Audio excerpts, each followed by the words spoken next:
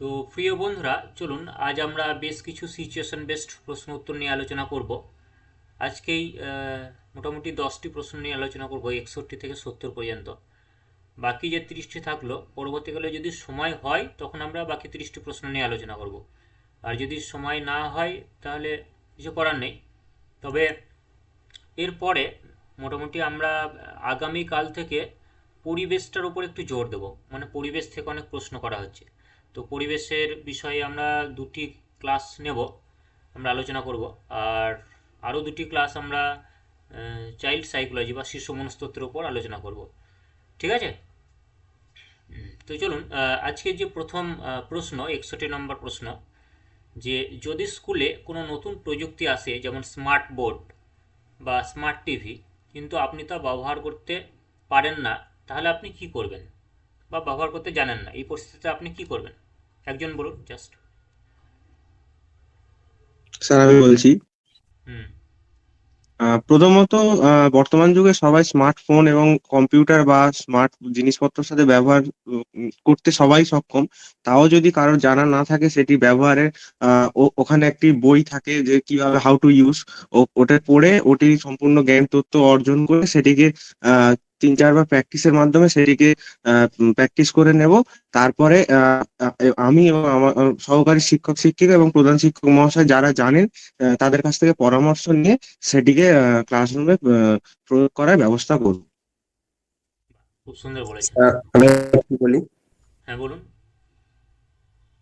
প্রথমত, যখন কোনো প্রযুক্তি বিদ্যালয়ে আসবে, কোনো প্রোগ্রাম বা প্রজেক্ট আসবে, সে বিষয়ে নির্দেশিকা বা কোনো নীতিমালা দেওয়া থাকবে। যদি সময় আমি সেটা ব্যক্তিগতভাবে করতে, অন্যথায় অন্য শিক্ষকরা, সিনিয়র শিক্ষকরা থাকেন বা জান এই বিষয়ে, তাদের কাছে একটু পরামর্শ নিয়ে বিষয়ে আমি বেশ, ঠিক আছে, আপনি ঠিক বলেছেন যে আপনি যদি নিজে না জানেন, তাহলে অভিজ্ঞ শিক্ষক যিনি রয়েছেন এই বিষয়ে জানেন, তার কাছ থেকে আপনি হাতে কলমে শিখবেন, অথবা ইউটিউব থেকেও আপনি বিষয়টি দেখে শিখতে পারেন। হ্যাঁ। বা যে ম্যানুয়াল থাকে সেই ম্যানুয়াল পড়ে আপনি পুরো গাইডলাইন যেগুলো থাকে সেগুলো দেখে আপনি কিন্তু খুব সুন্দরভাবে সেই স্মার্টফোন হোক বা স্মার্ট বোর্ড হোক বা স্মার্ট টিভি হোক, সেগুলো কীভাবে মানে সে ক্লাসরুমে ব্যবহার করতে হয় সেগুলো আমরা শিখতে পারি। খুব ভালো উত্তর দিয়েছেন। নেক্সট কোশ্চেনে আমরা চলে যাচ্ছি। স্যার, স্যার এটা আমি একটা কথা বলবো স্যার। বলুন।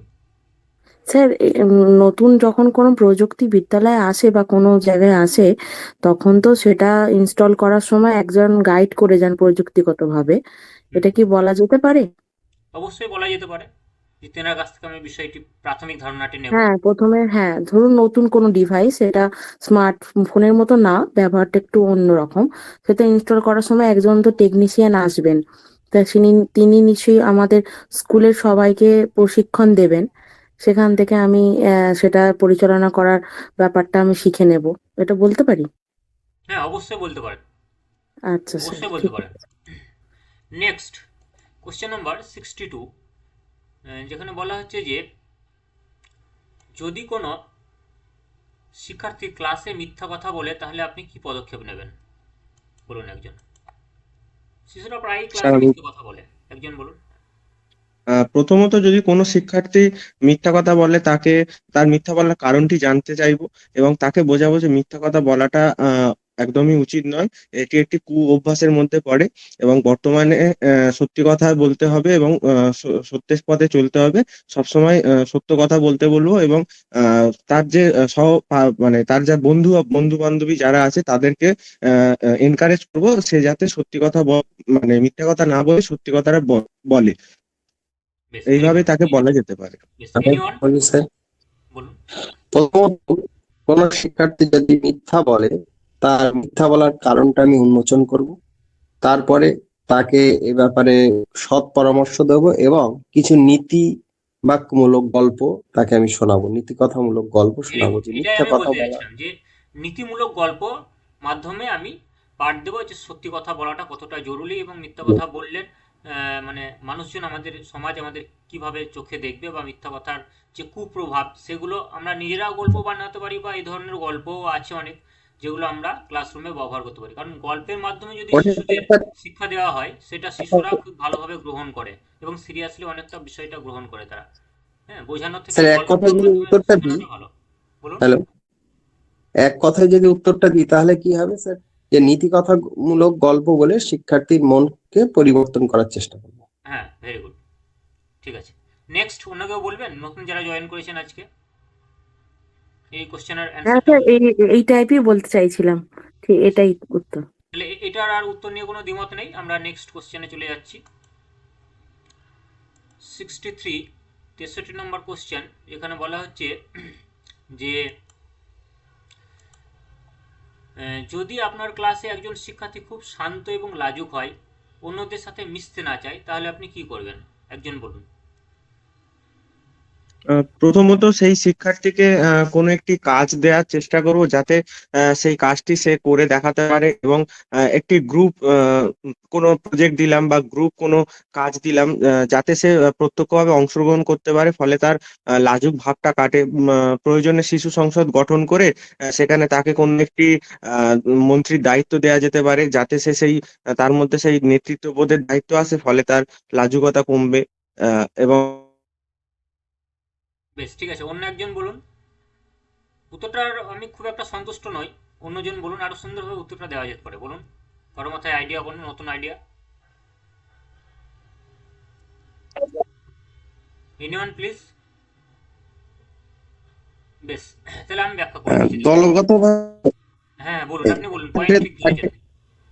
দলগতভাবে কোনো কাজ দেওয়া যেতে পারে একটা কথা, আর একটা যেহেতু বাচ্চাদের শারীরিক শিক্ষা বা খেলাধুলাটা একটা শিক্ষার অপরিহার্য অংশ, সেক্ষেত্রে তাকে অংশগ্রহণ করানো, এক্ষেত্রে অন্যান্য তার শিক্ষার্থী সহপাঠীদের সাথে মিশতে সহযোগিতা মানে উৎসাহ করবে, এবং খেলাধুলো। প্রথমেই শিশুদেরকে আমরা কোনো দলগত কাজ দেবো বা শিশুদেরকে নিয়ে একসঙ্গে খেলাবো, যাতে শিশুদের মধ্যে থাকা হেজিটেশনটা কেটে যায় এবং শিশুরা একে হ্যাঁ, অপরকে বন্ধু ভাবে এবং তার মধ্যে যে শান্ত স্বভাব বা লাজুক স্বভাব সেটা দূরীভূত হয়ে সবার সঙ্গে মেশার যে স্বভাব, সেই স্বভাবটা সে অ্যাকোয়ার করতে পারে বা নিজেকে অভিযোজিত করে নিতে পারে এই স্বভাবের সঙ্গে। বাস হয়ে গেল। ঠিক আছে। আর আর- আর কারো কোনো ওপিনিয়ন এই কোশ্চেনের পরিপ্রেক্ষিতে? Anyone please. আমরা ঝটপট শেষ করবো, হ্যাঁ। তো নেক্সট কোশ্চেনে চলে আসছি। 64 64 নম্বর কোশ্চেন, যেখানে বলা হচ্ছে যদি কোনো শিক্ষার্থী স্কুলের নিয়ম ভাঙার জন্য ধরা পড়ে কিন্তু সে নিজে ভুল স্বীকার করতে না চায়, তাহলে আপনি কি করবেন? স্কুলের নিয়ম ভাঙা মানে বলুন, স্কুলের কি কি নিয়ম থাকে যেগুলো শিক্ষার্থীরা হয়তো সেই নিয়মের অবাধ্য হতে পারে, এরকম কতগুলি নিয়মের নাম বলুন আগে দু একজন। দেরি করে প্রথমত বিদ্যালয়ে আসা। Very good. আর স্কুলের পোশাক নিয়মিতভাবে না পরে আসা, ভেরি গুড। আর আর স্কুল থেকে পালিয়ে যাওয়া। স্কুল থেকে পালিয়ে যাওয়া বা কোনো চুরি করা বা মিথ্যা কথা বলা, এগুলো প্রতিটি স্কুলের নিয়ম ভাঙার মধ্যেই পড়ে। মানে বিদ্যালয়ের প্রধান শিক্ষককে না জানিয়ে বিদ্যালয় থেকে চলে যাওয়া, অথবা কোনো স্যার ক্লাস নিচ্ছেন সেই স্যারের অনুমতি না নিয়ে ক্লাস থেকে ঢুকে ক্লাসে হ্যাঁ, ঢোকা বা ক্লাস থেকে হ্যাঁ, হ্যাঁ, বেরিয়ে যাওয়া, এই বিষয়গুলো হ্যাঁ, কিন্তু বিদ্যালয়ের নিয়ম কানুনের মধ্যে পড়ে। তো এরকম হ্যাঁ যদি স্যার। কোনো ছাত্র করে, প্রায় ছাত্রই করে, আমার বিদ্যালয়েও করে, তো এই ধরনের শিশুদের আপনি কিভাবে মানুষ করবেন, কিভাবে তাদেরকে কন্ট্রোলে আনবেন, জাস্ট একজন বলুন। তার এইসব প্রথমত আচ্ছা, ব্যবহারের কারণ জানতে চাইবো। কেন রোজ বিদ্যালয়ে দেরি করে আসে, তার যথাযথ কারণ যদি না থাকে তাকে প্রথমে বুঝিয়ে বলবো যে বিদ্যালয়ে একটা নির্দিষ্ট শৃঙ্খলাবোধ আছে, এই বিষয়ে তাকে আগ্রহ দেখানোর জন্য তাকে যথেষ্টভাবে সাহায্য করব। এবং যদি এই পরিস্থিতি অনেক দিন ধরে দীর্ঘকালীন হয়, তাহলে পরবর্তীতে তার অভিভাবকের সঙ্গে কথা বলার জন্য চেষ্টা করব। বেশ, নেক্সট রথিন দেব শর্মা বলুন। ম্যাডাম যেটি বললেন ওটাই বলতাম, এবং তা দেরি করে কারণ আসার কারণটা জানবো, এবং সেটি যাতে না করে সেটির জন্য একটা অভিভাবক পেরেন্টস মিটিং, শুধু একজন দেরি করছে এটি দেখবো, সে যদি বারবার দেরি করে এটা পুরো ছাত্রদের মধ্যে একটা ইম্প্যাক্ট ফেলতে পারে। সেই জন্য একটা অভিভাবক মিটিং নিয়ে সমস্ত ছাত্রছাত্রীদের উপস্থিতিতে সেই জিনিসটিকে একদম নির্মূল করার চেষ্টা করব। বেশ, এবং সুরজ বলুন আপনার অন্য কোনো মতামত আছে কিনা বা আর কিছু অ্যাড করতে চাইছেন কিনা? সুরজ। স্যার, বলুন। যদি কোনো শিক্ষার্থী নিয়ম ভাঙে, অবশ্যই তাকে এ ব্যাপারে আমি আহ, যেটা উচিত কোনটা অনুচিত সে বিষয়ে একটা লেসন বা সে বিষয়ে তাকে একটা সুপরামর্শ দিতে পারে। অন্যথায় সেই শিক্ষার্থীকে নিয়ে তার অভিভাবকের সাথে একটা অভিভাবক মিটিং এ আলোচনা করা যেতে পারে। বেশ, ভেরি গুড। এখন সেরিনা খাতুন, আপনাকে এই প্রশ্নটা একটু করছি যে যদি কোনো শিক্ষার্থী প্রায়শই ক্লাস থেকে শিক্ষক মহাশয়কে না বলে বেরিয়ে যায় এবং ক্লাসে প্রবেশ করার সময়ও শিক্ষককে জানায় না, এরকম বারবার করে, তাহলে সেই শিশুটিকে আপনি কিভাবে কন্ট্রোল করবেন? সেরিনা খাতুন, বলার চেষ্টা করুন, অথবা অন্য যে কেউ বলার চেষ্টা করুন। তাপস বাগ রয়েছেন, শোভন কুমার রয়েছেন, রাসমণি কোনাই রয়েছেন, জয়ন্ত মাহাতো রয়েছেন। জাস্ট বলুন, কোনো একটা শিক্ষার্থী সে ক্লাসে ঢোকার সময় এবং বেরোনোর সময় কোনোভাবে শিক্ষককে বলে না, এটা তো মানে যে বিদ্যালয়ের নিয়ম ভাঙা বা শ্রেণীকক্ষের একটা নিয়ম ভাঙার মধ্যে পড়ছে। তো সেই শিশুটিকে আপনি কিভাবে বোঝাবেন বা কি করবেন? বলুন, একজন বলুন, সময় নষ্ট করবেন না প্লিজ। আপনাদের এখন খুব ভাইটাল টার্নিং পয়েন্ট, সময় খুব কম, ইন্টারভিউ শুরু হয়ে গেছে। আজকে যা অভিজ্ঞতা শুনলাম, মারাত্মক ব্যাপার। তার জন্য আমি একটা দারুণ ভিডিও বানিয়েছি সব কিছু ভাবনা চিন্তা করে। 11টার সময় ইউটিউবে আপলোড হবে ভিডিওটা, আপনারা প্রত্যেকে অবশ্যই দেখবেন এবং যতগুলো গ্রুপ আছে, আপনাদের বন্ধু আছে, সবাইকে শেয়ার করবেন। এটা আপনাদের কাছে আমার একটা বিশেষ অনুরোধ থাকলো। বেশ, রথীন দেব শর্মা বলুন, যে কোনো শিশু যদি বিদ্যালয়ে ঢোকার সময় এবং বেরোনোর সময় যদি অনুমতি না নেয়, তাহলে আপনি কি করবেন? প্রথমত সেই শিক্ষার্থীর সেই আচরণটি করার কারণটি জানবো, এবং সেটি হতে পারে তার পারিবারিক ক্ষেত্রে হলে, পারিবারিক একটা দিক থেকে হলেও সেই জিনিসটি হতে পারে। তো অভিভাবকের সাথে প্রথমত কথা বলবো, এবং সেটি যাতে শুধরানোর চেষ্টা করা, সেটা আমি এবং আমার সহকারী যে কোনো শিক্ষক মহাশয় এবং প্রধান শিক্ষক মহাশয় যিনি থাকবেন তাদের সাথে কথা বলবো, এবং তাকে প্রয়োজনে আমি নিজে করে দেখাবো যে আমি একজন স্টুডেন্ট, আর তোমরা হচ্ছে তোমরাও আমার সহপাঠ মানে বন্ধু, এবং আমি যখন ঢুকবো আমি নিজে একবার করে দেখাবো যে স্যার ক্লাসে আসছেন, তা আমি বলবো স্যার আমি কি আসতে পারি, বা যখন ক্লাস শেষ হয়ে যাবে তখন আমি স্যারকে বলে আমি আবার বেরোতে পারবো, বাহ! এরকম এটা আমি আপনি খুব নিজে। একটা ভালো পয়েন্ট বলেছেন। এটা আপনি খুব একটা ভালো পয়েন্ট বলেছেন। আরেকটা পয়েন্ট হচ্ছে যে অ্যা অন্যান্য শিশুদেরকে দেখিয়ে আপনি শিশুটিকে শেখাতে পারেন যে, "দেখো হ্যাঁ, তোমার বন্ধুরা বিদ্যালয়ে ক্লাসে প্রবেশ করার সময় স্যার আসছি বলে প্রবেশ করছে। আবার টয়লেট যাওয়ার সময় বা বাইরে যাওয়ার সময় তোমার বন্ধুরা দেখো স্যার বাইরে যাবো বলে অনুমতি নিয়ে যাচ্ছে। তাহলে তুমি কেন অনুমতি নিচ্ছ না? তোমারও তো অনুমতি নেওয়া উচিত। তারা যেমন আমাকে একজন শিক্ষক বা শিক্ষিকা হিসেবে সম্মান জানাচ্ছে, নিয়মকানুন মানছে, তা তোমারও উচিত যে অন্যান্য শিক্ষার্থীদের মতো, তোমাদের বন্ধুদের মতো তোমারও শিক্ষককে সম্মান জানানো উচিত এবং এই নিয়মকানুনগুলি মেনে চলা উচিত। এইভাবে যদি অন্যান্য শিশুদের উদাহরণ দিয়ে বিষয়টি তাকে বোঝানো যায়, আরও বেশি ফলপ্রসূ হবে। এবং আপনি যে পয়েন্টটা বললেন যে আমি নিজে করে দেখাবো, এটা একটা খুব ভালো প্রস্তাব। এভাবেও কিন্তু শিশুদের শেখানো যেতে পারে। আর কারোর মাথায় যদি কোনো আইডিয়া থাকে প্লিজ শেয়ার করুন। এনিওয়ান প্লিজ, নইলে আমরা নেক্সট কোশ্চেনে চলে যাব। কেউ কিছু বলবেন?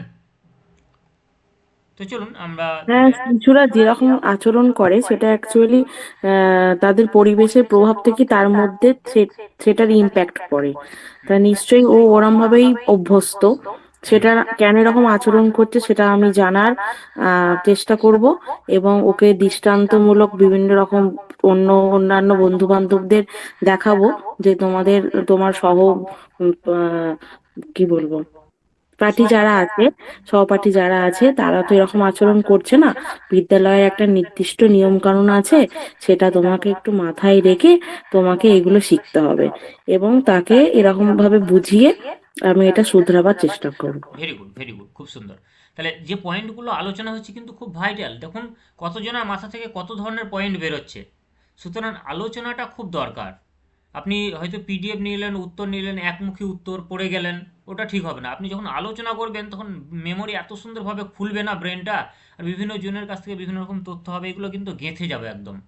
এবং আপনার ইন্টারভিউ যে কোনো ধরনের জটিল প্রশ্ন করুক না কেন, আপনি ইনস্ট্যান্ট ভেবে একটা স্যাটিসফ্যাক্টরি উত্তর আপনি দিতে পারবেন। এমন একটা কনফিডেন্স চলে আসবে। ওরা তো আর বাঘ নয় বা অন্য গ্রহের প্রাণী নয়, ওরাও মানুষ, ওরাও বিষয়গুলো নিয়ে ভাবনা চিন্তা করে। এবং আপনাদেরকে যেভাবে প্র্যাকটিস করানো হচ্ছে, আশা করি সমস্যা হবে বলে আমার মনে হয় না। তো চলুন পরবর্তী প্রশ্ন। যদি একজন শিক্ষার্থী স্কুলে আসে না, মানে না আসে, কিন্তু তার কারণ অভিভাবকরা জানতে চান না, মানে শিশুটিও স্কুলে আসে না, অভিভাবক মা বাবারও কোনো গার্জেনও খেয়াল নেই যে আমার শিশু বিদ্যালয়ে আসছে কি আসছে না। এরকম যদি পরিস্থিতি হয় তাহলে আপনি কি করবেন বলুন একজন।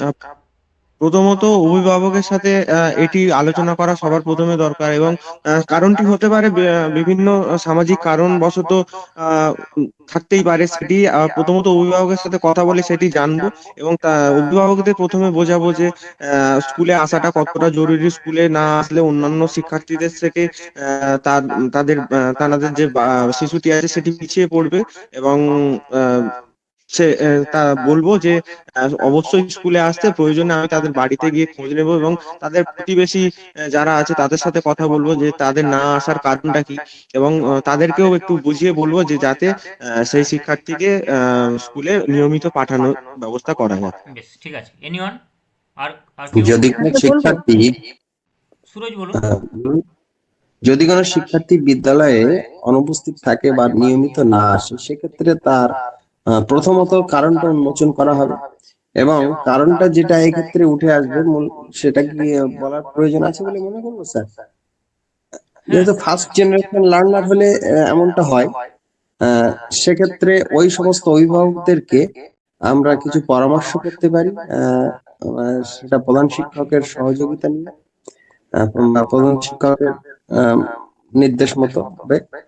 আহ, ঠিক আছে, আর আরেকটা জিনিস করা যায় স্যার, বলুন, বলে ফেলুন, কোনো অসুবিধা নেই, নো হেজিটেশন। বিদ্যালয়ে মানে বিভিন্ন রকম বিনোদনমূলক খেলা, নৃত্য এবং গান, বিভিন্ন ধর্মীয় রকম, যাতে যেটা যে ওই অন্যান্য শিক্ষার্থী, শিশুরা গিয়ে তাকে বলবে পরের দিন দেখা হবে তখন পাড়াতে হ্যাঁ, খেলার সময়। আকৃষ্ট করা যায়, যাকে হ্যাঁ, ভেরি বিদ্যালয়মুখী গুড। আকৃষ্ট করা যায়, তার জন্য এই ধরনের কিছু পদক্ষেপ নেওয়া যেতে পারে। আশা করি ভালো এতে পয়েন্ট এটা ধরেছেন আপনি, very good, very good. Next Madhuri Roy, আপনি বলুন। হ্যাঁ স্যার, এই ক্ষেত্রে বোঝাই যাচ্ছে যে তার পারিবারিক একটা সমস্যা এর মধ্যে জড়িত আছে। হ্যাঁ, ফার্স্ট লার্নার হলে এই ধরনের সমস্যা হয়। তা প্রথমত আমি তো ছাত্রটির কোনো দোষ দেখতে পাচ্ছি না। প্রথমত আমি তার অভিভাবকদের সঙ্গে কথা বলবো। এরকম এরকম কারণের কি জন্য এটা হচ্ছে কারণটা আমি উন্মোচন করব, এবং তাদেরকে এটা বোঝাবার চেষ্টা করব যে আমাদের সংবিধান অনুযায়ী 6 থেকে 14 বছর পর্যন্ত, বা এখন বর্তমান নিয়ম অনুযায়ী 18 বছর পর্যন্ত সব শিশুরই শিক্ষার অধিকার থেকে বঞ্চিত করতে পারবো না, এবং অভিভাবক হিসেবে তাদেরও একটা দায়িত্ব আছে বা শিশুদেরকে বিদ্যালয়ে পাঠানোর জন্য। এবং তার শৈশবটা এইভাবে তারা কেড়ে নিতে পারেন না, যদি তারা সেই বাচ্চাটি যদি কোনো শ্রমমূলক কাজের সঙ্গে যুক্ত থাকে। তাই জন্য তাদেরকে উৎসাহিত এটা করবো, এটা এবং খুব ভালো পয়েন্ট বলেছেন যে সরকারি বিভিন্ন অভিভাবকদের প্রকল্পের সচেতনতা দরকার। খুব ভালো। সরকারি বিভিন্ন প্রকল্পের কথা উল্লেখ করব, এবং যাতে তারা পড়াশোনাতে আগ্রহী হতে পারে। Very good. তাহলে এই অ্যান্সারগুলোকে সামারাইজ করলে মোটামুটি এটা হয় যে প্রথমে আমি প্রধান শিক্ষক মহাশয় সহ অন্যান্য সহ শিক্ষকদের সঙ্গে আলোচনা করব যে বিদ্যালয়ের কোন কোন ছেলে বা মেয়ে কোনোভাবেই বিদ্যালয়ে আসছে না, এবং সেই তার মা বাবার সঙ্গে অভিভাবকের নাম্বার আমরা বিদ্যালয়ে থাকে সেগুলো নিয়ে আমি অভিভাবকের সঙ্গে কথা বলবো, প্রয়োজনে অভিভাবককে বিদ্যালয়ে ডেকে পাঠাবো। ডেকে পাঠানোর পর আমি অভিভাবকের সঙ্গে আলোচনা করব যে প্রাথমিক শিক্ষা শিশুদের জন্য কেন বাধ্যতামূলক, এবং শিশুদের জন্য যে সমস্ত প্রকল্পগুলো রয়েছে সেই প্রকল্পগুলোর উপযোগিতা সেই অভিভাবককে বোঝাবো, এবং বলবো যে পরের দিন থেকে সেই শিশুটিকে বিদ্যালয়ে পাঠাতে। এখন যদি সেই শিশুটি কোনো ক্রমে পরের দিন বা তার পরের দিন বিদ্যালয়ে আসে, তখন নিশ্চিতভাবে সেই শিশুটিকে নিয়ে আমি কিছু মজাদার গল্প এবং কিছু সহ পাঠক্রমিক কার্যাবলীতে শিশুটিকে অংশগ্রহণ করাবো, এবং অন্যান্য শিশুদেরকে নিয়ে তাকে খেলায় অংশগ্রহণ করাবো যাতে সে আনন্দ পায় এবং পরবর্তী দিনগুলিতে নিয়মিতভাবে বিদ্যালয়ে আসে। ঠিক আছে? এছাড়াও আর যদি কার কোনো ওপিনিয়ন থাকে এই প্রশ্নের পরিপ্রেক্ষিতে তাহলে একটু জানাবেন। যেমন রিচা গুপ্তা রয়েছেন, শোভন কুমার রয়েছেন, জয়ন্ত মাহাতো রয়েছেন, রাসমণি কোনা রয়েছেন। আর কারো যদি কোনো মতামত থাকে প্লিজ জানান, শেয়ার করুন। স্যার, আমি একটা পয়েন্ট বলতে পারি কি স্যার? বলুন। আমি মানে এটা আমি বাস্তব চোখে দেখেছি যে আমাদের স্কুলে একজন নতুন এসেছিলেন। তো সে ক্লাসের মাঝখানেই এসেছিলেন। তো আর্থিক সমস্যার কারণে অনেক সময় অভিভাবকরা হেজিটেশন বোধ করেন। তো এই ক্ষেত্রে উচিত প্রধান শিক্ষক বা অন্যান্য শিক্ষক মহাশয়দের কোনো রকম ভাবে তাদের কাছ থেকে কিছু পরিমাণ টাকা না নেওয়া, বা বিভিন্ন অনুষ্ঠানের সময় কিছু পরিমাণ টাকা নেওয়া হয়। কিছু ক্ষেত্রে। তো সেই জায়গা থেকে একটু ছাড় দিলে অভিভাবকরা একটা স্বস্তি বোধ করেন যে আর যাই হোক স্কুলে গিয়ে আমাকে টাকা খরচা করতে হয় না, এই জিনিসগুলো একটা এফেক্ট থাকে। এটা একটা ভাইটাল পয়েন্ট, এটা অবশ্যই প্রধান শিক্ষকের সঙ্গে আলোচনা করা দরকার। বেশ, ঠিক আছে। তো আমরা পরবর্তী কোশ্চেনে চলে আসছি। 65 এর পর 66। 66 দেখুন, যদি 65-ই তো এলো। 66 কোথায়? 65 হলো তো নাকি? হ্যাঁ, হ্যাঁ স্যার। 66। 66 দেখতে পাচ্ছেন তো সবাই? যদি আপনার ক্লাসের কোনো শিক্ষার্থী পরিষ্কার পরিচ্ছন্ন হ্যাঁ থাকতে না চায়, তাহলে আপনি কি করবেন? প্রথমত সেই শিশুটিকে বোঝাবো যে পরিষ্কার পরিচ্ছন্ন থাকার যে সুফলগুলি আছে, সেইগুলিকে জানাবো, এবং পরিষ্কার পরিচ্ছন্নতা না থাকলে তার যে বিভিন্ন রোগ হতে পারে, শরীর খারাপ হতে পারে, সেই হাতের ময়লা, সেই মিড ডে মিল খাওয়ার সময় সেই হাতে নখ থাকলে সেই ময়লাটি খাওয়ার মাধ্যমে পেটে গিয়ে বিভিন্ন রকম রোগের কারণ হতে পারে, সেটি তাকে বোঝাবো। তাকে এবং তার অভিভাবক দুজনকেই বোঝাবো যে তার যেন নিয়মিত পরিষ্কার পরিচ্ছন্ন পোশাক পরে, এবং বাড়িতেও যাতে সেই পরিষ্কার পরিচ্ছন্ন থাকে সেই জন্য অভিভাবকদের সাথে এটি আলোচনা করব। কারণ বাড়িতে যেটি শিখবে, বিদ্যালয়ে যেটি শিখবে, সেটি সেই রকম ভাবেই একটি শিশু গড়ে উঠবে, এবং ভবিষ্যতে গিয়ে সে সেই রকম ভাবেই থাকবে। তো বাড়িতে এবং স্কুলগুলিকেও স্কুলের বারান্দাগুলি এবং স্কুলের ক্লাসরুম গুলিও পরিষ্কার পরিচ্ছন্ন করানোর ব্যবস্থা করব, এবং সেখানে সেই ছাত্রকে বিশেষ করে অ্যাক্টিভ রাখবো যে সে যেন সেই ক্লাসরুমটা যেখানে পড়ে, যে জায়গাতে বসে, সেই জায়গাটা পরিষ্কার থাকে। তার ফলে তার মনের মধ্যে একটা ভাবনা চিন্তা চলে আসবে যে পরিষ্কার পরিচ্ছন্ন থাকাটা অত্যন্ত জরুরি। এইভাবে তার সাথে করা যেতে পারে। Very good. অন্য একজন, অন্য কেউ? প্রথমত প্রথমত স্যার, ওই শিক্ষার্থীকে বা যারা অপরিষ্কার থাকে তাদেরকে পরিষ্কার পরিচ্ছন্নতার গুরুত্বটা জানাবো। এবং যেহেতু শিশুরা শিক্ষকদের অনুকরণ করে, তাই শিক্ষকদের দৃষ্টান্ত দিয়ে বা যে সমস্ত অন্যান্য শিক্ষকরা থাকবেন বা বা, যে শিক্ষক মানে আমি নিজেও তাকে দৃষ্টান্ত দিয়ে যেহেতু অনুকরণ করার জন্য বলবো যে শিক্ষকরা কেমন পরিষ্কার পরিচ্ছন্ন থাকে, তোমরাও আগামী দিনের ভবিষ্যৎ তোমাদেরকেও এমন হয়ে উঠতে হবে, গড়ে উঠতে হবে। কাজেই তোমাদেরকেও এমন পরিষ্কার পরিচ্ছন্ন থাকার অনুরোধ করি। এই পয়েন্টটা স্যার খুব ভালো বলেছেন, এটা আমি বলবো ভুলে গেছি। আর কারো মাথায় কোনো আইডিয়া?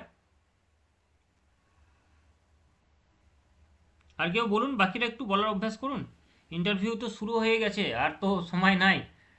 এবার যে কোনো দিন আপনাদের কোন কোন ডিস্ট্রিক্টে কাদের কি আছে একদিন আলোচনা করব ফ্রিভাবে। তো বলুন, অন্য একজন বলুন। স্যার বলবো। হ্যাঁ, বলুন। স্যার নিশ্চয়ই জাতীয় আইডিয়া নেই, তাই সঙ্গীতে তো? স্বাস্থ্যবিধি, হ্যাঁ জাতীয় সঙ্গীতের সময় স্বাস্থ্যবিধি গান গাওয়ানো যেতে পারে। এবং স্যার শনিবারের দিন আনন্দ পরিসরের একটি ক্লাস হয়, সেদিনকে স্যার নো ব্যাগ ডে একটা মানে ক্লাস রাখবো। সেখানে ভয়মুক্ত ভারমুক্ত শিখন চালু করব। সেই শনিবারের দিন কি হবে, সেই শনিবারের দিনকে প্রত্যেকটি বাচ্চাকে স্বাস্থ্যবিধান গানের সঙ্গে স্বাস্থ্য পরিষ্কার পরিচ্ছন্নতা রাখার যে কি কি কৌশল আছে এবং তার সুফল কুফল এগুলো স্যার জানানো যাবে। তাদের প্রতিদিন তো জানানো হচ্ছে, তার সঙ্গে যেহেতু বাচ্চাগুলো কয়েকটা স্কুলের বাচ্চা যেহেতু খুবই মানে অপরিচ্ছন্ন থাকছে, তার জন্য শনিবারের একটা দিন ওদের জন্য স্যার ওই ক্লাসটা আমরা করতে পারবো স্যার। খুব তার সুন্দর উত্তর বলেছেন, আমি ওই পয়েন্টটাই বলতে যাচ্ছিলাম। হ্যাঁ স্যার আপনি ধন্যবাদ। বলেছেন যে ওই স্বাস্থ্যবিধানের বিষয়টাই আমি বলতে যাচ্ছিলাম, তো খুব ভালো বলেছেন। হ্যাঁ, এটা খুব ভাইটাল পয়েন্ট একটা এই উত্তরের। হ্যাঁ, এটা আপনারা একটু নোট ডাউন করে নেবেন। আর আরেকটা আমি বলছি যে এই ভিডিও তো আশা করি রেকর্ড হয়ে ইউটিউবে আপলোড হবে। প্রয়োজনে আপনারা পজ করে এই পয়েন্টগুলো কিছু কিছু লিখে রাখবেন।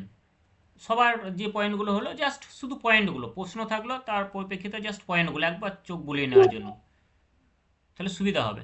যদি সময় থাকে আপনাদের হাতে এনাফ, আর যদি অন্যান্য আরও ব্যস্ত থাকেন বিভিন্ন বিষয়গুলো পড়াশোনার জন্য, তাহলে তো সেগুলো করতেই হবে।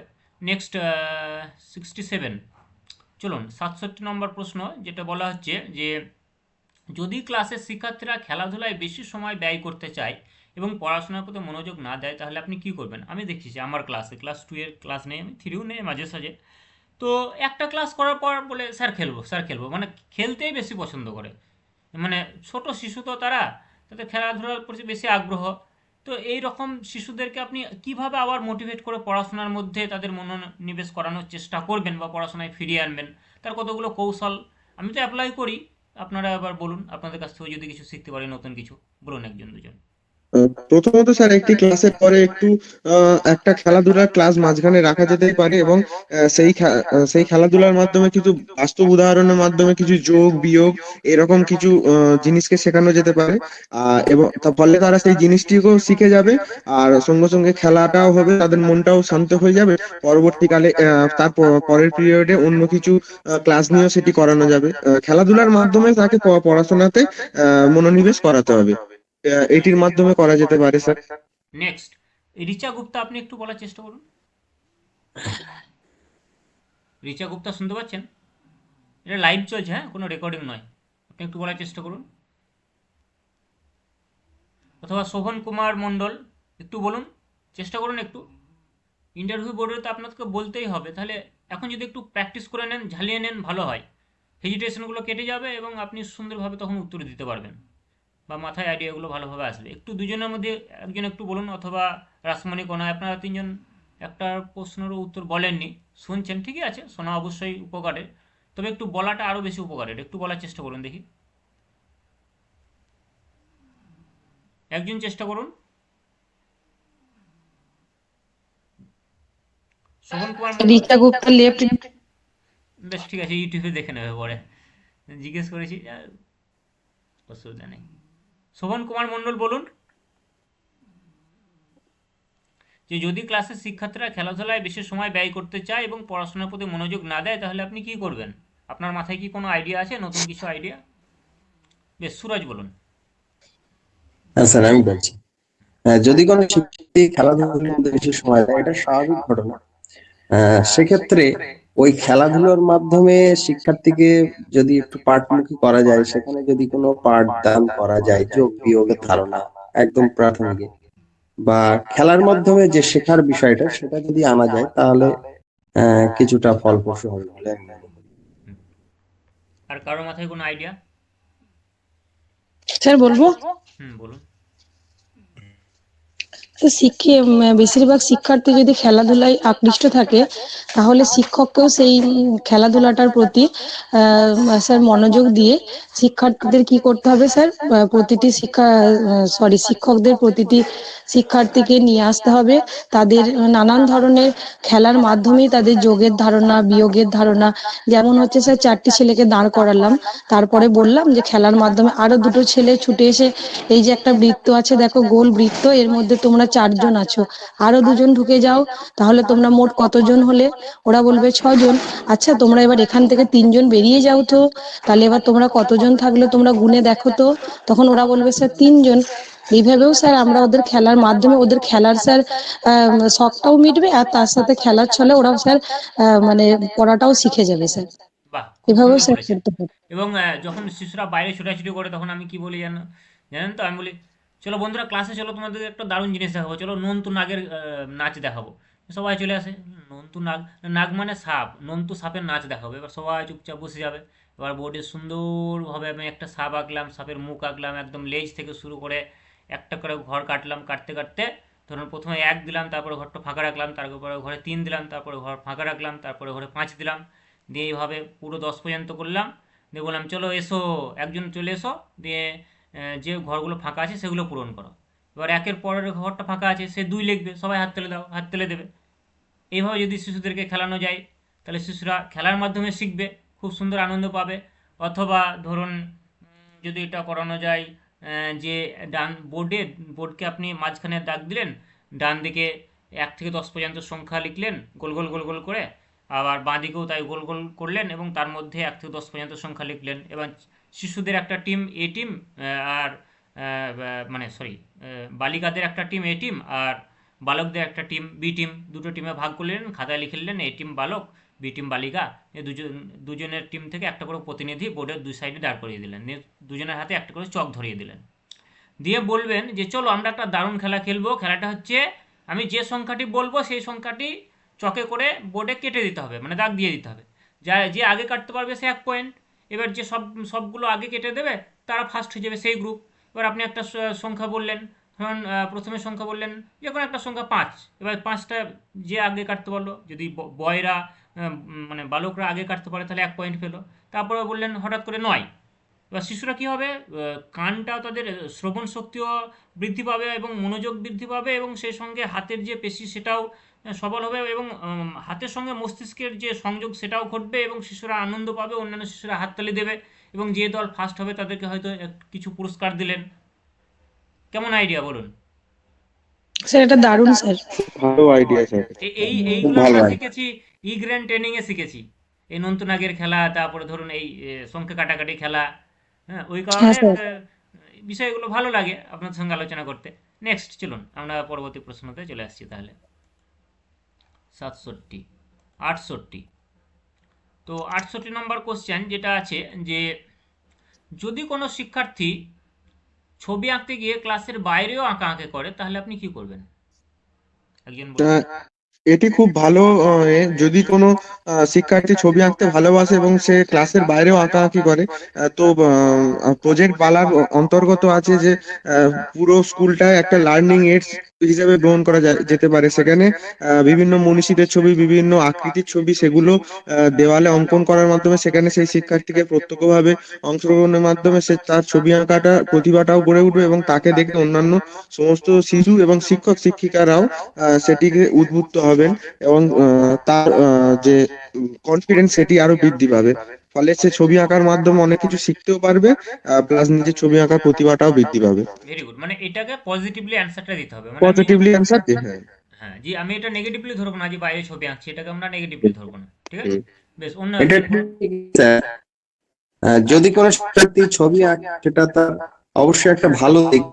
আহ, আর চেষ্টা করা হবে যে তার ভিতরে যে সুপ্ত প্রতিভাটা আছে সেটাকে যাতে আরো নতুন করে তাকে পার করা যায়, বা সে সেই চেষ্টায় তাকে উৎসাহিত করা।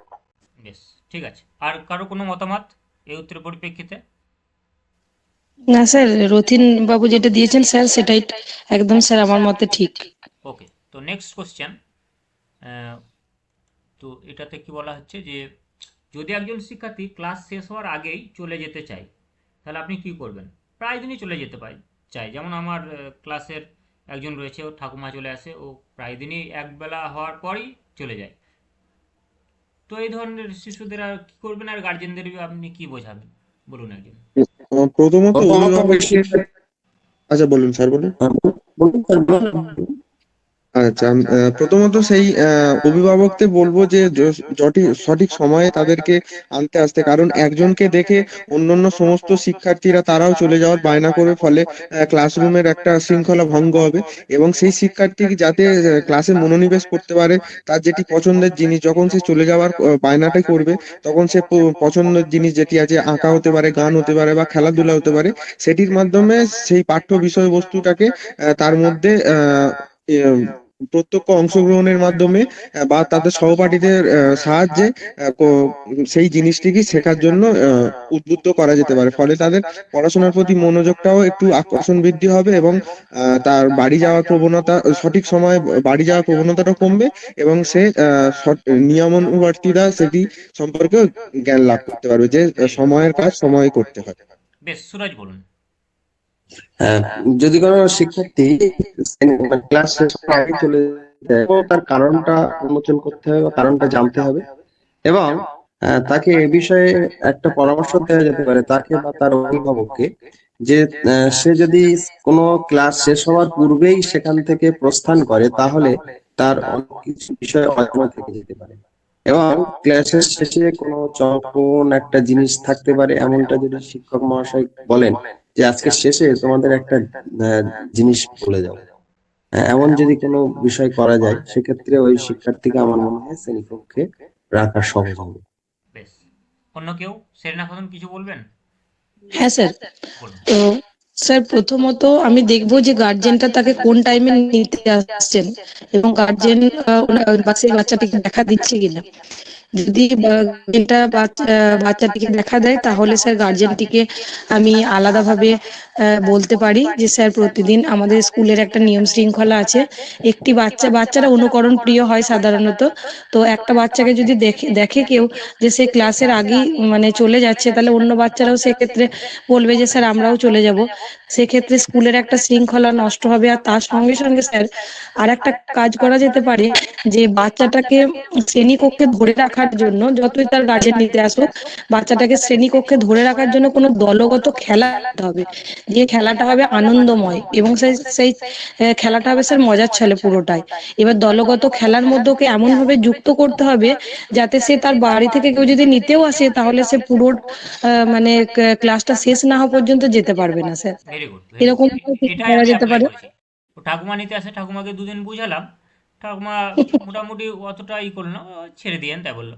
কিন্তু এই প্রথম দিকের ক্লাস নেওয়ার সময় আমি এমন কিছু বললাম যে শুনো, আজকে টিফিনের পর কেউ যাবে না, আজ তোমাদের এত সুন্দর গল্প শোনাবো না, হেসে গড়াগড়ি যাবে, আর তোমাদেরকে নিয়ে দারুণ একটা খেলা খেলবো। এই যে টোপ দিলাম, এবং সত্যিই করেছি যে টিফিন বসার পর সেই শিশুটি থাকলো, তাকে নিয়ে খুব সুন্দরভাবে একটা গল্প বললাম, পুরো ক্লাস একদম হেসে গড়াগড়ি। তারপরে ধরুন বোধচারীর কিছু নাচ দেখালাম, কোদাল চালায় ঘুরে ঘুরে সুন্দরভাবে অভিনয় করে, বা কায়ে ধান খাইলো রে, এইভাবে ধাতিন তাং ধাতিন তাং ধাতিন তাতাক ধাতিন তাং তাক্তা ধাতিন ধাতিন তাং তাতাক ধাতিন ধাতিন তাং, ও কায়ে ধান খাইলো রে, খেয়ে দানের মানুষ নাই, খাওয়ার বেলায় আছে মানুষ, কামের বেলায় নাই, কায়ে ধান খাইলো রে। এইভাবে অভিনয় করে সুন্দরভাবে যদি শিশুদেরকে আনন্দময়ভাবে শেখানো যায়, অথবা কোনো কোলাজের কাজ, তোমরা কাঁচি নিয়ে আসবে আর কাগজ নিয়ে আসবে, তোমাকে দারুণ দারুণ ফুল করা শেখাবো, দারুণ দারুণ কাজ শেখাবো, এই যে শিশুরা আনন্দ পাবে টিফিনের পর, যেতে চাইবে? আপনার মনে হয় যেতে চাইবে? একদমই নয় স্যার, এইরকম হ্যাঁ, ভাবেই শিশুদের ধরে এবং রাখতে এতে হবে। আপনার ভিতরে যে আনন্দ হবে, মনে হবে আমার জীবনটা সার্থক, যে একজন শিক্ষক বা শিক্ষিকা হয়েছি, এই যে মহান পেশায় আমি নিজেকে নিয়োগ করেছি, শিশুদের নিষ্পাপ মন, তাদের সঙ্গে খেলে এই যে অনাবিল আনন্দ আপনি পাবেন, আপনার আয়ু হুম, বাড়বে এবং আপনার বাড়ির টেনশনও দূরে থাকবে। মানে খুবই একটা দারুণ জিনিস শিক্ষকতার পেশা, যদি মন থেকে নেওয়া যায় এবং এই পেশাটাকে যদি এনজয় করা যায়, ঠিকভাবে উপভোগ করা যায়, তাহলে এর থেকে ভালো পেশা হতেই পারে না, আমার যতটুকু মনে হয়। খুবই একদমই ভালো লাগে একদমই আমার। স্যার। হুম। আমি চাইছি আপনারা আমার সঙ্গে যতজন জুড়ে আছেন প্রত্যেকেই আপনারা একজন শিক্ষক বা শিক্ষিকা রূপে প্রতিষ্ঠিত হন এবং ভবিষ্যতে আমার সঙ্গে যোগাযোগ রাখুন। আপনাদের সঙ্গে নিয়ে আমি একটা বড় কিছু কাজ করতে চাই সমাজের জন্য। তো একটু সময় দেবেন প্রয়োজন হলে। ঠিক আছে? অবশ্যই স্যার, হুম। অবশ্যই স্যার। বেশ। অবশ্যই আছি নেক্সট আপনার সাথে। ৭০ নম্বর কোশ্চেন, আজকে লাস্ট কোশ্চেন এটাই, যে যদি আপনার ক্লাসে, এটা দেখতে চাইছেন? দাঁড়ান আমি এই দিকটা নিয়ে আসি। যদি আপনার ক্লাসে কোনো প্রাকৃতিক দুর্যোগের সতর্কবার্তা আসে, যেমন হয়তো খবরে প্রধান শিক্ষক মহাশয় শুনলো যে ঘূর্ণিঝড় আসছে, তাহলে আপনি কিভাবে শিক্ষার্থীদের প্রস্তুত করবেন? একজন যদি স্যার ক্লাস চলাকালীন কোনো প্রাকৃতিক দুর্যোগ চলে আসে, তখন তাদেরকে মানসিকভাবে শক্ত করার জন্য কিছু গল্প বলা যেতে পারে, বা তাদেরকে তারা যাতে ভয় না পায় সেই রকম করার জন্য পুরো স্কুলের সমস্ত ছাত্রছাত্রীকে একটি বা দুটি রুমে বসিয়ে সমস্ত শিক্ষক, শিক্ষিকা এবং প্রধান শিক্ষক মহাশয়ের উপস্থিতিতে কিছু গল্প, কিছু বিনোদনমূলক ইনডোর গেম খেলার মাধ্যমে তাদেরকে ভুলিয়ে রাখা যেতে পারে। এবং যদি আগে থেকেই সেই সতর্কবার্তা চলে আসে, বা 1 ঘন্টা পরে আসতে পারে, এবং সমস্ত যদি বিদ্যালয় শিক্ষার্থী যারা আছে তাদের বাড়ি যাওয়ার সুযোগ থাকে, তো তাদেরকে তাহলে প্রধান শিক্ষক মহাশয়ের অনুমতি নিয়ে তাদেরকে বাড়ি যাওয়ার জন্য, তাহলে সেই দিনের জন্য ক্লাস বন্ধ রেখে তারা যাতে বিপদমুক্তহীন ভাবে তারা বাড়িতে চলে যেতে পারে, সেই ব্যবস্থাটাও করা যেতে পারে। প্রয়োজনে আমি কিছু শিক্ষক শিক্ষার্থীদের সাহায্য করলাম এবং অভিভাবকদেরও জানিয়ে দিলাম যে তারা যেন তাদের ছাত্র বা ছেলে মেয়ে যারা আছে তাদেরকে নিয়ে আসতে পারে, যাতে তারা কোনো রকম বিপদে না পড়তে পারে। না পড়ে, মানে অবশ্যই অভিভাবকদের একটু জানাতে হবে। অভিভাবকদের জানাতেই হবে, হ্যাঁ। হুম। তা নাহলে কিন্তু আপনি দোষে পড়ে যাবেন। নেক্সট কি হ্যাঁ, ভাবছেন হ্যাঁ। বলুন।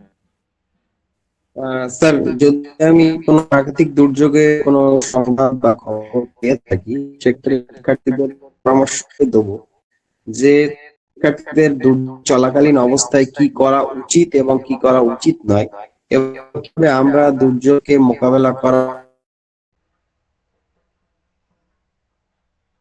বেশ, আপনার ভয়েসটা একটু ব্রেক করছে, শোনা যাচ্ছে না।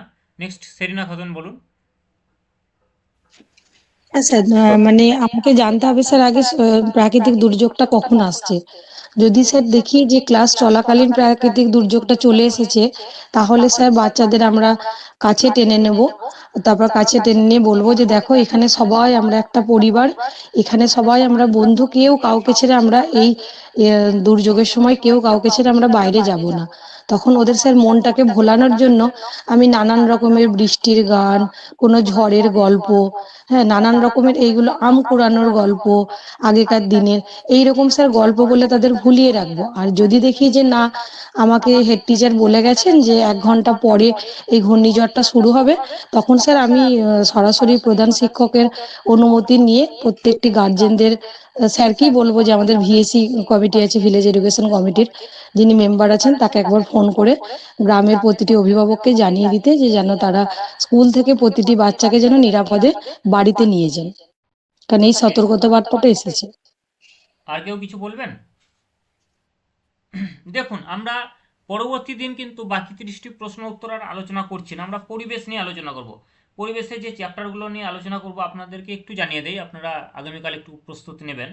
যেমন পরিবেশ কাকে বলে, পরিবেশের উপাদান, ঠিক আছে, তারপরে ধরুন বিভিন্ন ধরনের যে পরিবেশগত আন্দোলন সেগুলো আমরা জানব, আলোচনা করব। বসুন্ধরা সম্মেলন, এই সমস্ত বিষয়, নর্মদা বাঁচাও প্রকল্প, গ্রিন পিস আন্দোলন, আর বিভিন্ন ধরনের যে সম্পদ সেগুলো নিয়ে একটু আলোচনা করব, সম্পদ সংরক্ষণ, গ্রিন হাউস এফেক্ট, এগুলো নিয়ে আলোচনা করব।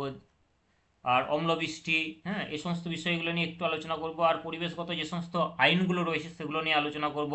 বিভিন্ন ধরনের যে বিপর্যয়গুলো রয়েছে, যেমন মিনামাটা বিপর্যয় বা অন্যান্য, বা এইডস সম্পর্কে, এই সমস্ত বিষয়গুলো নিয়ে আলোচনা করব। বিভিন্ন রোগ, সেগুলো সংক্রমণ রোগ হোক বা অসংক্রমণ রোগ হোক। সংক্রমণ রোগ মানে জলবাহিত রোগ, বায়ুবাহিত রোগ, যৌনতা কারণে রোগ, কীটপতঙ্গ বা প্রাণীবাহিত রোগ, এই সমস্ত রোগ, সেই রোগের জীবাণু এবং লক্ষণ বা টিকা, এই সমস্ত বিষয় নিয়ে একটু আলোচনা করব। ঠিক আছে, গ্রিন হাউস এফেক্ট, এই বিষয়গুলো নিয়ে একটু আলোচনা করব। আর আরও কিছু খুব ভালো কিছু প্রশ্ন উত্তর নিয়ে আমরা আগামীকাল আলোচনা করব। এবং আরেকদিন যেদিন থাকবে সেদিন পরিবেশ সম্পর্কে আরও কিছু যে বিষয়গুলো রয়েছে সেগুলো নিয়ে আলোচনা করব, কারণ পরিবেশ থেকে প্রশ্ন করছে, আজকে করেছে পরিবেশ থেকে প্রশ্ন। তো এইভাবে আমরা চালিয়ে নিয়ে যাব।